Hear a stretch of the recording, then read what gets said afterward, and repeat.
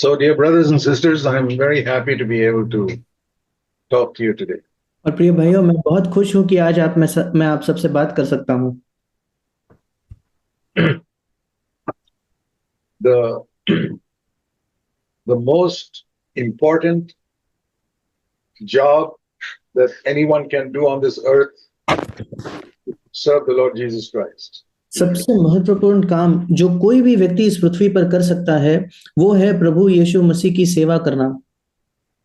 We must recognize that first of all. हमें सबसे पहले ये पहचानने की जरूरत है, It's no president, prime minister is greater than a true servant of the Lord Jesus Christ. कोई भी प्रधानमंत्री, कोई भी जो राष्ट्रपति है, वो मसीह के सेवक से बड़ा नहीं है, Because they serve a country in physical things and then die and go away. क्योंकि वो तो किसी देश के शारीरिक तौर पर, भौतिक तौर पर सेवकाई करते हैं और फिर उनकी मृत्यु हो जाती है, वे चले भी जाते हैं। We are changing people's lives by God's grace for eternity. पर हम लोगों के जीवन को परमेश्वर के अनुग्रह के द्वारा अनंत काल के लिए बदलते हैं। And we are changing people's lives so that they live more loving lives on this earth also. और हम लोगों के जीवन को इसलिए भी बदलते हैं ताकि इस संसार में भी वे और प्रेम पूर्ण जीवन जी पाए। We are producing better citizens in every country by teaching people to be honest in money matters. हम हर एक देश में बेहतर नागरिक बनाते हैं क्योंकि हम लोगों को सिखाते हैं कि वे और भी ज्यादा ईमानदार बने। Every country should be thankful for true Christians. हर एक देश को धन्यवादी होना चाहिए एक सच्चे मसीही के लिए। And all of you dear brothers who are seeking to serve your little fellowships and churches, और आप सब प्रिय भाई जो कोशिश कर रहे हो अपने स्थानीय कलीसिया या स्थानीय संगति में सेवा करने की, must recognize what a great honor God has given you. आपको भी ये पहचानना है कि कितना बड़ा एक आदर है जो परमेश्वर आपको दे रहा है। So I have one request that I plead with you. और इसलिए मेरी एक ही विनती है जो मैं आप सबसे करना चाहता हूँ। I earnestly request this of you. मैं बहुत ही ईमानदारी से ये विनती आप सबसे करता हूँ। Never be the servant of any man. कभी किसी मनुष्य के सेवक ना बने। Always remain a servant of God. हमेशा परमेश्वर के सेवक बने रहे। Far too many preachers in the world are serving men, not God. कई प्रचारक इस पृथ्वी के जो है वे मनुष्य के सेवक बन गए हैं, परमेश्वर के नहीं।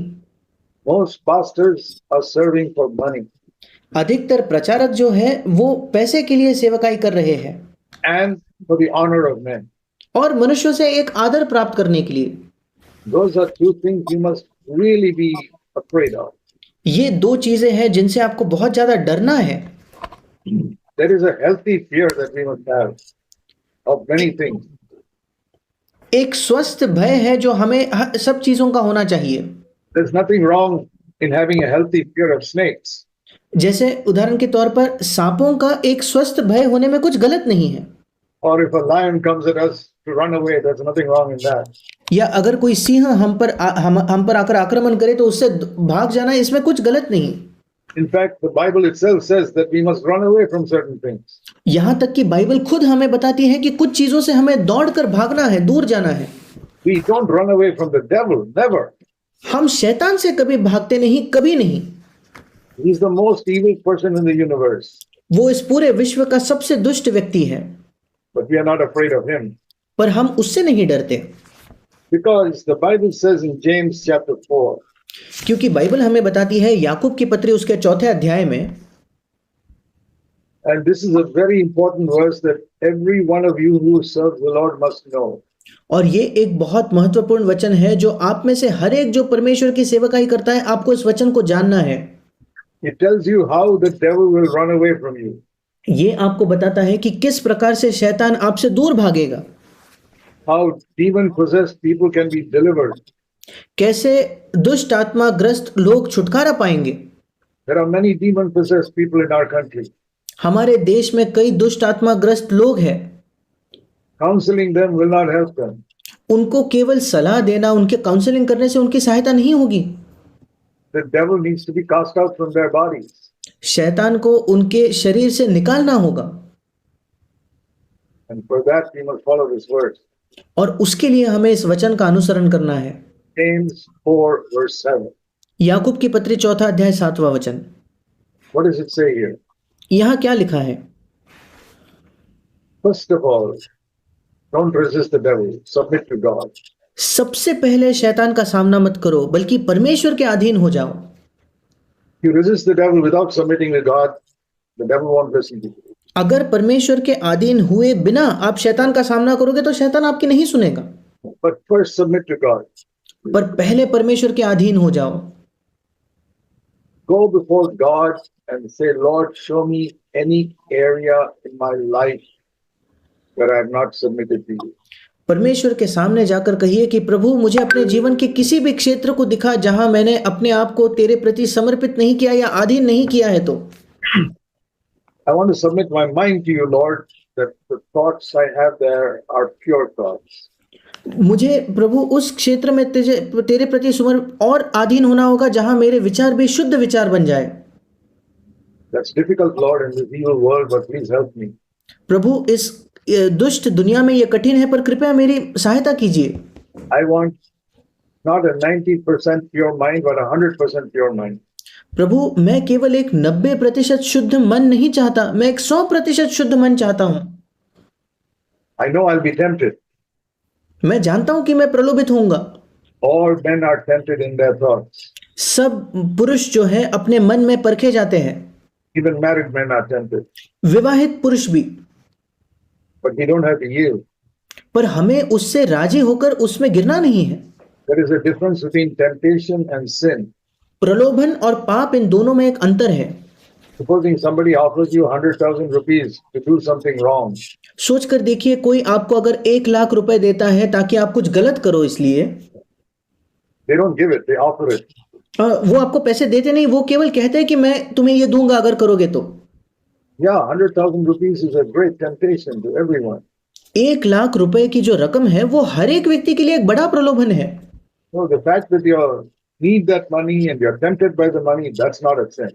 और अगर सत्य ये है कि आपको उस पैसे की आवश्यकता भी है और इसलिए आप उस पैसे से प्रलोभित भी होते हो, तो ये पाप नहीं है। But if you yield to it, then only it's a sin. पर अगर आप उससे राजी होकर वो ले लेते हो, तब वो पाप होगा। But you see that man offering that money and you're highly tempted. पर आप देखते हो कि सामने वाला व्यक्ति आपको सुझाव दे रहा है कि मैं आपको 1 लाख रुपए दूंगा, और आप बहुत ज्यादा प्रलोभित भी हो जाते हो। You say, no, thank you. पर आप कहते हो नहीं, आपका धन्यवाद। You have not sinned, आपने पाप नहीं किया है, even though you were tempted, इसके बावजूद कि आप प्रलोभित हुए, even though you were attracted by that money. इसके बावजूद कि उस पैसे से आप आकर्षित भी हुए, Said no.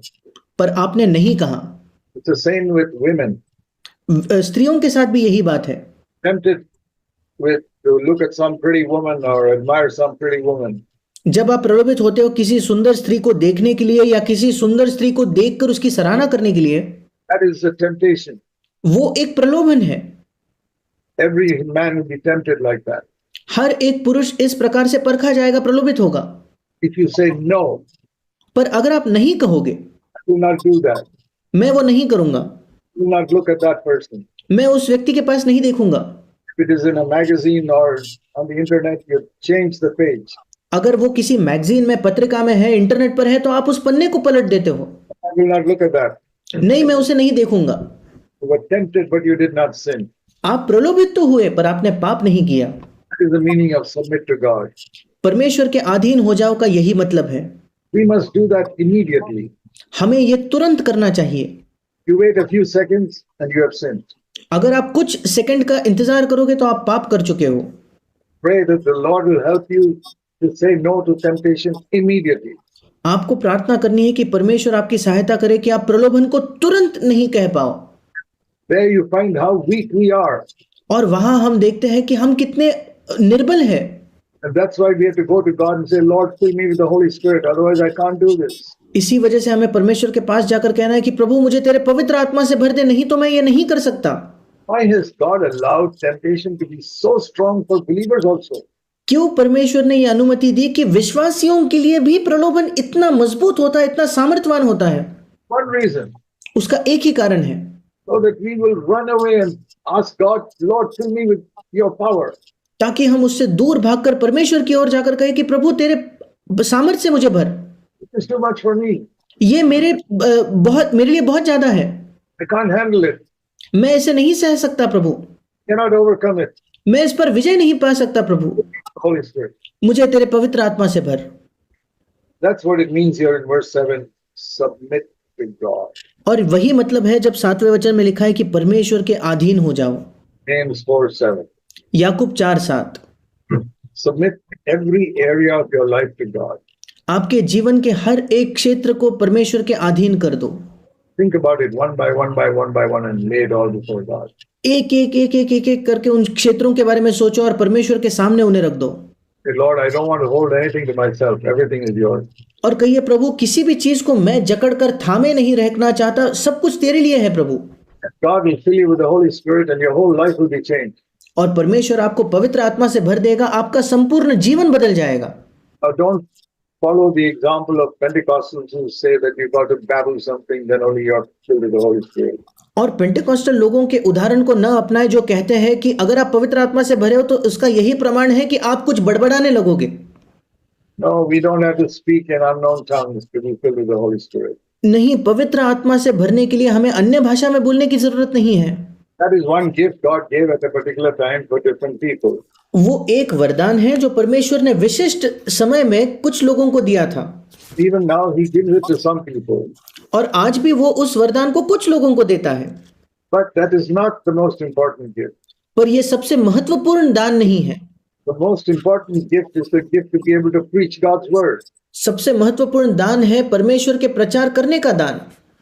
If a person speaks in tongues, he only blesses himself. अगर कोई व्यक्ति अन्य भाषा में बात करता है तो वो केवल अपने आप को आशीषित करता है। Preaches, he blesses thousands of people. पर अगर वो प्रचार करता है तो वो हजारों लोगों को आशीषित करेगा। So, seek for the gift of what the Bible calls prophecy, the ability to preach God's word powerfully. और इसलिए उस वरदान की खोज करे जिसको बाइबल कहती है भविष्यवाणी करना, मतलब परमेश्वर का वचन बड़े सामर्थ्य से प्रचार करना। I must not think of what will bless me. I must think of what will bless others. मुझे इसका विचार नहीं करना चाहिए कि मुझे क्या आशीषित करेगा, मुझे ये सोचना है कि दूसरों को क्या आशीषित करेगा। So, don't be deceived by false teaching about being filled with the Holy Spirit. और इसलिए पवित्र आत्मा से भरने के झूठे शिक्षाओं से आप प्रभावित ना हो जाए। So, submit to God means surrender every part of your life to God. और परमेश्वर के अधीन हो जाओ, मतलब अपने जीवन के हर एक क्षेत्र को उसके अधीन कर दो। Don't be in a rush. Wait on the Lord and ask Him to show you any area of your life that is not yielded to Him. और uncle, can you repeat one? Don't be in a rush in this prayer. और इस प्रार्थना में आप बहुत ज्यादा जल्दबाजी ना करें। Wait on the Lord and ask Him to show you any area of your life that is not submitted to Him. परमेश्वर पर ठहरे रहे, उससे प्रार्थना करें और उसे दिखाने दे आपके जीवन का कोई भी क्षेत्र जहां आप उसके प्रति समर्पित नहीं हो। Sincerely, if you seek, God will show you. अगर आप ईमानदारी से उसकी खोज करते हो तो परमेश्वर आपको जरूर दिखाएगा। Pray, Lord, I need money, but don't let me love money. आप प्रार्थना कर सकते हो, प्रभु मुझे पैसे की आवश्यकता है पर मुझे पैसे से प्रेम ना करने दे। Maybe you need a better job because you got a bigger family and you got to take care of them. शायद आपको एक बेहतर नौकरी की जरूरत है क्योंकि आपका परिवार बड़ा है और आपको उनकी देखभाल करनी है। Good, do that. अच्छी बात है, उसे कीजिए। Save money in the bank because you need money for the future for your children. आप पैसे को बैंक में जोड़कर बचा कर रखें क्योंकि आपको भविष्य के लिए अपने बच्चों के लिए पैसों की जरूरत है। Jesus has taught us to save for the future.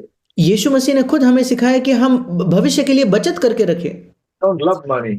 पर पैसे से प्रेम ना करें। Don't let your trust be in your bank account. Let your trust be in the Lord. और आपका भरोसा आपके बैंक के खाते में ना हो बल्कि आपका भरोसा प्रभु पर हो। God can do a miracle in a moment. परमेश्वर एक क्षण में चमत्कार कर सकता है। Remember how the disciples fished all night and caught nothing. अगर आपको याद होगा कैसे शिष्यों ने पूरी रात मछली पकड़ने की कोशिश की और कुछ नहीं पकड़ा। Then Jesus got into the boat and told them to put the net in. They got so much fish, they never caught so much in their whole life. और फिर यीशु मसीह उस नाव में यीशु मसीह उनसे कहता है कि उस मछली को उस जाल को फेंको, और उन्होंने जीवन में जितने नहीं पकड़े उतने मछलियां उस दिन पकड़े। Those are all lessons for us. ये सब हमारे लिए पाठ है।